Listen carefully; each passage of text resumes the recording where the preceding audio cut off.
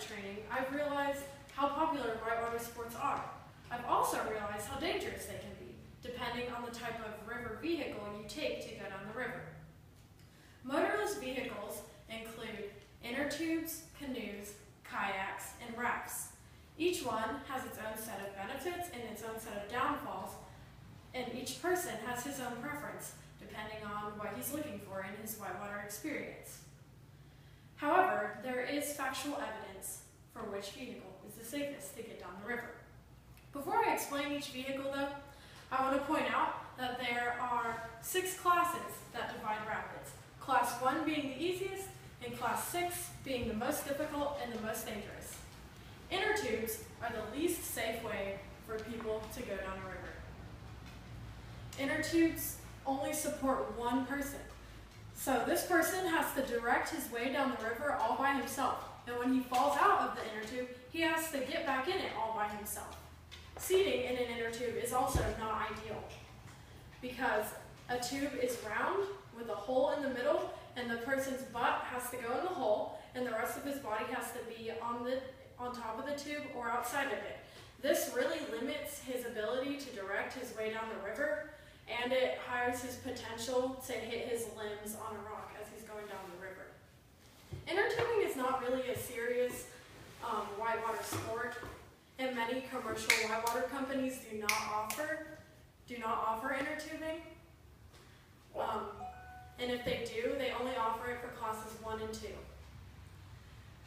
Canoes, and especially kayaks, can take on classes that are higher. Canoes and kayaks are both similar in that they usually only have individual seating, and they are both more maneuverable and more durable than the inner tubes. However, kayaks are a little bit safer and more built for whitewater. Kayaks have double-sided paddles, which helps some kayakers direct through the water better, while canoers only have one paddle on one side. Kayaks also have rudders in the back, which gives them direction, so a kayaker can go into and out of a current as he pleases. Last, kayaks have quick movements through the water, so this momentum is very helpful for kayakers when they're going through fast rapids or rapids with very high drops. Kayaks are also built a little bit better to take on the conditions of a river because they have more stable seating. A kayaker will wear a kayaking skirt that will latch into the kayak, and it will give him balance and stability as he's paddling down the river, while a canoer just sits with a lot of space to move around and fall over and lose his balance.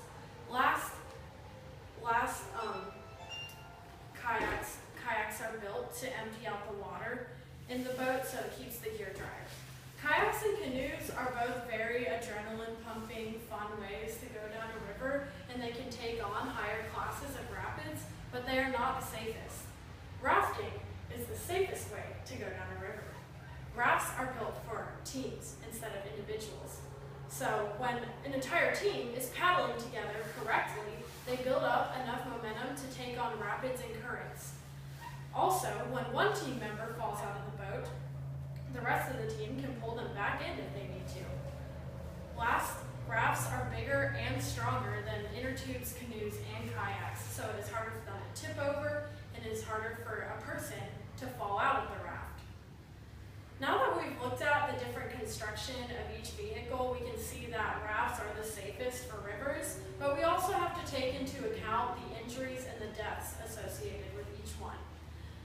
As I said before, inner tubes and canoes cannot take on as high rapids, as high class of rapids as kayaks and rafts can.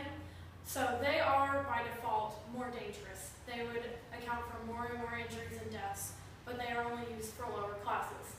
Kayaks and rafts are both used for classes 1 through 6, and there are more injuries and deaths associated with kayaking than with rafting. Acute injuries are acquired in kayaking from paddling. If a kayaker is paddling really hard and strains against the current or hits a rock, he can strain his wrist or dislocate his shoulder. Kayaks are also a lot easier to tip over, so a kayaker can flip on a rock or flip in the water and acquire injuries to his head and neck and face really easily. Acute injuries in rafting are different. Most injuries in rafting are acquired through the paddles or the equipment in the boat.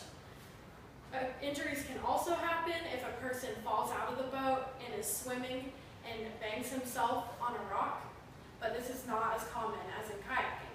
Chronic injuries are also a lot more common in kayaking, making up for about 25 to 40% of injuries in kayaking, while only 13% of injuries in rafting. Last, death is the most feared consequence of whitewater sports, and it happens a lot more in kayaking. Death usually happens in whitewater sports because people try to take on higher rapids than what they are ready for, and it is especially common in kayaking because there are kayakers who are really extreme and adventurous, and they go for the highest classes possible. And when they try to take on rivers with classes 5 and 6 rapids, they are not ready, and they can have accidents easily and even die. So now that we've looked at the construction of all the motorless river vehicles and the injuries and deaths associated with each one, we can conclude that rafting is the safest way to go down a river. Furthermore, rafting is the most regulated way to go down a river in the country. There are commercial whitewater companies everywhere that offer rafting, and they train their guides very carefully to navigate through the river and take care of their customers. So, next time you choose to go out on the river, I advise that you go with the safe, fun, adrenaline-pumping